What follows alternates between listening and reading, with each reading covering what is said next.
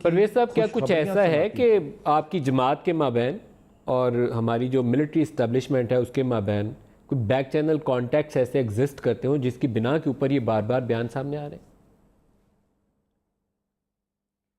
میرے علم میں تو کوئی ایسی بات نہیں ہے، کیونکہ پاکستان مسلم لیگ نون یہ سمجھتی ہے کہ پاکستان کے آئین میں جس کو جو اختیارات تفویض کیے گئے ہیں اسے انہی اختیارات کے اندر رہ کے اپنے کردار کو ادا کرنا ہے۔ میری جماعت کو پاکستان کا آئین جو اختیار دیتا ہے اس میں کسی ایسی چیز کی طرف جس کی طرف آپ اشارہ کر رہے ہیں مجھے پاکستان کا آئین اس کی اجازت نہیں دیتا۔ سر، یہ انہونی تو ہے نہیں ہے ماضی میں، کردار کو نہیں ادا کرتی، انہونی تو ہے نہیں ہے پاکستان میں، کیونکہ شہباز شریف صاحب کے متعلق ہی یہ زیادہ قیاس رائے کی جاتی ہے کہ شاید وہ جو کانٹیکٹ ہے، جو ایک میوچل ایک گراؤنڈ ہے جہاں کے اوپر بات چیت کا عمل آگے بڑھ سکتا ہے، وہ شہباز شریف صاحب ہیں، وہ لنک ہیں جو یہ راستہ دے سکتے ہیں۔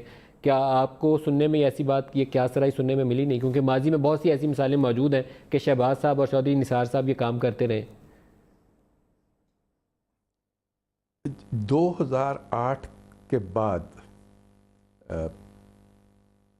اور 2000 اب یہ 19 ہے، ہماری جماعت نے کبھی اس طرح کی کسی سیاست میں حصہ نہیں لیا، اور نہ ہی آج میری جماعت اس طرح کی کسی سیاست میں حصہ لے گی۔ پاکستان کے تمام ادارے جو ہیں وہ محترم ہیں، مقدس ہیں، اور ان کا تقدس اسی شکل میں برقرار رہ سکتا ہے کہ وہ اپنے آئین کی حدود کے اندر رہ کے اپنا کردار ادا کرتے رہیں۔ ایک تو میں آپ کو مثال دے سکتا ہوں کہ جب جنرل پرویز مشرف کی پیشی کا ایک سوال تھا تو اس وقت یہ تجویز اور ڈسکشن جو تھی شہباز شریف صاحب اور چودھری نثار نے ہی کی تھی کہ وہ ایک دفعہ پیشی لگوائیں اور پھر عیادت کے بہانے باہر جائیں اور واپس نہ آئیں۔ اس ارینجمنٹ کو بعد میں بیک فائر ہو گیا تھا کیونکہ نواز شریف صاحب نے اس پہ عمل نہیں تھا کیا، لیکن نیگوشیٹ کرنے تو گئے تھے شہباز صاحب بھی اور چودھری نثار صاحب بھی۔ پہلی بات تو یہ ہے کہ ندیم میرے علم میں یہ بات نہیں ہے۔ دوسری بات یہ ہے کہ پرویز مشرف اس وقت ریٹائرڈ ہو چکے ہوئے تھے، اور وہ اگر کوئی جس طرف آپ اشارہ کر رہے ہیں اگر کسی نے اس وقت اس طرح کی سوچ رکھی بھی ہوگی تو وہ ایک ریٹائرڈ آدمی کے ساتھ تھی۔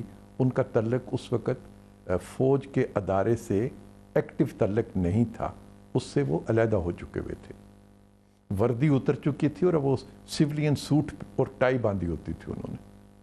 سر بالکل اینڈ کے اوپر آ گیا ہوں، نواز شریف صاحب عدالتی طریقے سے ہی انصاف چاہیں گے، اسی راستے کو اپنائیں گے، یا وہ چاہیں گے کہ کوئی ایسا راستہ نکالا جائے جو ان کو یہاں سے لندن تک کا سفر دیتا ہو اور مریم نواز کو واپسی سیاست کا راستہ دیتا ہو؟ 100% ہم عدالت کے ذریعے ہی انصاف چاہتے ہیں، اور ہماری اپیل عدالت میں ہی زیر سماعت ہے۔ اس کے علاوہ پاکستان کا آئین ہمیں کوئی دوسرا راستہ دکھاتا نہیں ہے، اور جو پاکستان کا آئین ہمیں دکھاتا ہے ہم آنکھیں بند کر کے اس پہ چلتے ہیں اور چلتے رہیں گے۔ مریم نواز کا سیاسی مستقبل؟